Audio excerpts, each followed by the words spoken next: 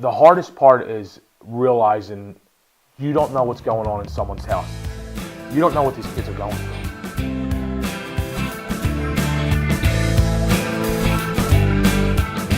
That's one of the principles the Fellowship House was built on,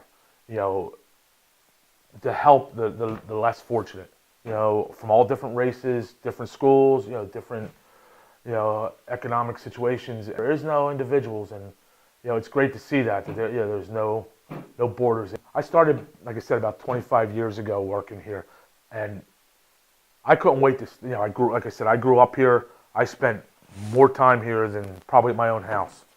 Next thing I know, I'm volunteering, and then it turned into a part-time job, almost full-time. And I was really fortunate because, I was able to give back to the Fellowship House that gave tremendously to me growing up. The Fellowship House of Conshohocken was established to battle the issue of juvenile delinquency in the town.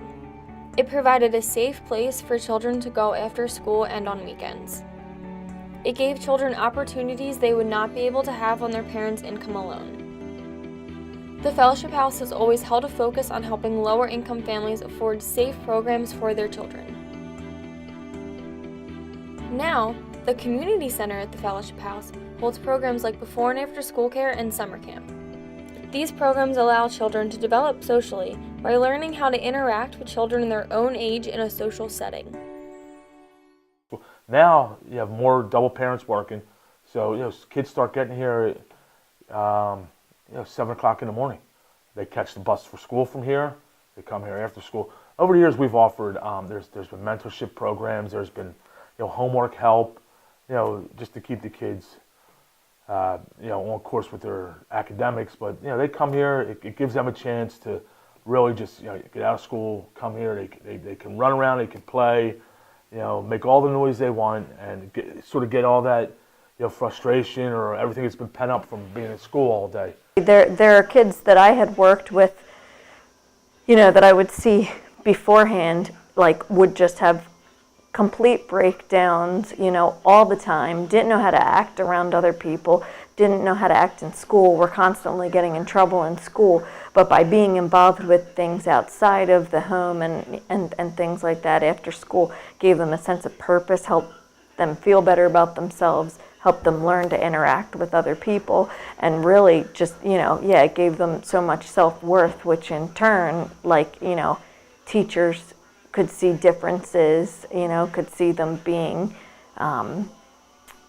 able to interact better with other students. At a young age, kids are so impressionable, and it starts when they're young. So we gave them that ability to come here. You can do your homework here. You can learn how to use a computer here.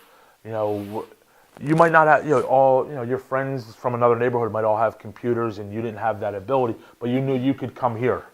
And you could sit down at a computer and you could do your homework, you could learn. I've seen kids who aren't involved with things, and I think unfortunately the kids who aren't involved with things have time on their hands to get into more trouble, more opportunities than to be dropping out of school because they don't feel there's a purpose for them, to be in school, and not, and to also, because like I said earlier, these low-income families and these families that had severe trauma, I think that a lot of them aren't being taught at home how to regulate their emotions and how to act. But by being involved with social activities, it really helps them learn and shows them how they can positively interact with other people. It can be such a difference. You see a change in them, because they're being told, you're doing a great job. They're seeing that they can interact with other people, and then it's showing them, oh, okay,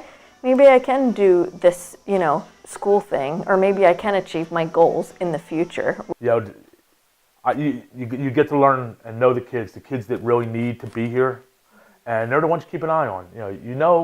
I've seen kids. I've had many kids come back to me and say, Mr. Charles, if you weren't here when I was growing up, I don't know where I would have been. And I've heard that from so many kids, and it hasn't changed from 1975 to 2016. There's still those kids that you need to keep that eye on because it doesn't take much for them to stray. Some of these kids, you're their brightest light of the day, and it's just this feeling when they walk out of here, and after you see them after years, you're like, you really did make a difference in someone's life. And really, that's what we're all here for. It's just to make a difference in someone's life. And through this building, I've been able to do it a lot. But I hope it never loses its focus. We've changed a little bit from where it was back, in the 60s and 70s to where we are today. But there's still, that need, and we provide that. And I hope we never lose that.